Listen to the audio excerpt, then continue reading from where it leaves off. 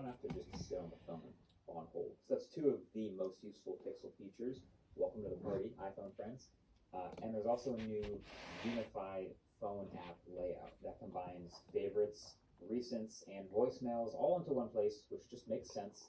And then this phone app is also coming to iPad and Mac as well, so you can sync this all across everything. So then, number 2 is the new Apple CarPlay. There has been a massive update to CarPlay, and I know not everyone who uses the iPhone uses CarPlay, but those who do are very aware of its shortcomings. And so imagine how happy I was when I was testing this new beta, and I got a phone call, and it didn't take up the entire screen. Finally, it's about damn time. Now, not only that, when you get a text, you can also actually hold down and react to the standard tapbacks. Believe it or not, you couldn't do that with any older version of iOS with CarPlay.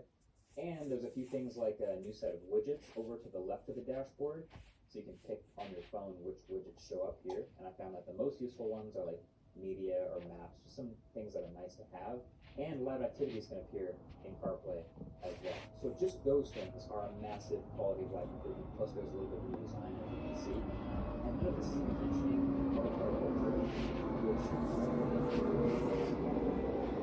far. So for the 6 of you watching this that have that car, sorry, I don't really have much to say about that yet. But before I get to number 1, since this is such a big update, here are some other things that didn't make my list, but that are still actually pretty big and worth mentioning. So the Photos app that everyone hates got an update to kind of halfway fix it, which is now just that it defaults to the library view, which is just all your latest photos and videos, which is what we all wanted the first time. But collections is still an option there for all the old chaos that you can dive into whenever you want. And then there's this wild new feature where you can open up just about any picture on your iPhone, as long as it has a clear subject and background. Then you hit that little spatial scene button.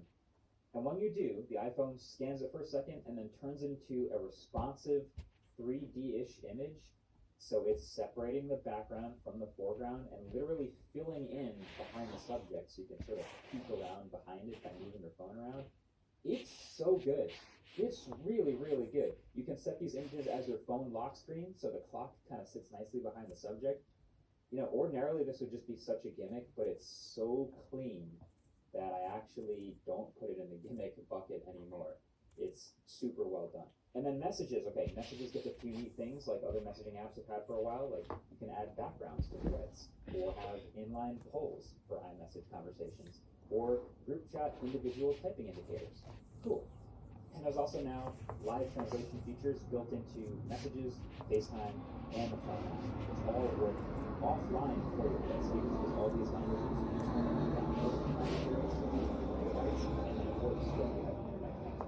And then, come to think of it, a lot of these actually come from other places, or at least have been available other places, but it's going to be nice to have it on the iPhone now anyway. You can choose your alarm snooze duration.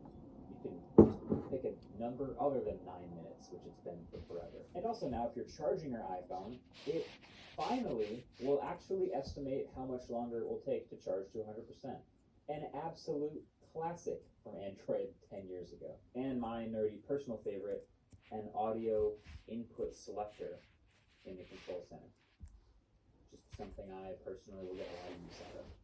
Love to see it. But then the obvious number 1 here in iOS 26 is liquid glass. This redesign of the entire OS from top to bottom in this new material design style of transparency and refractions and reflections. And it's kind of polarizing, actually. Some people love it, some people hate it. It's so polarizing, actually, that Apple has started walking some of it back.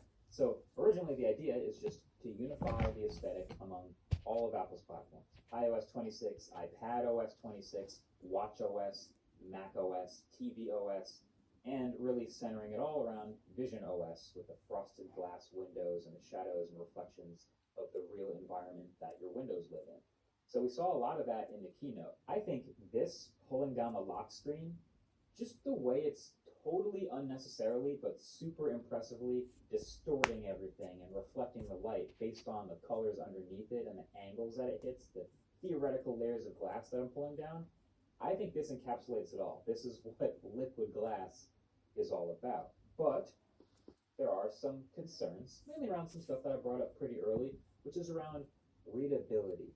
And a lot of this is what's contributing to the walking back that Apple has done since that original unveil, which is like everything is clear, everything is super liquidy, and now we're on beta 3. And there's more places in the OS with slightly more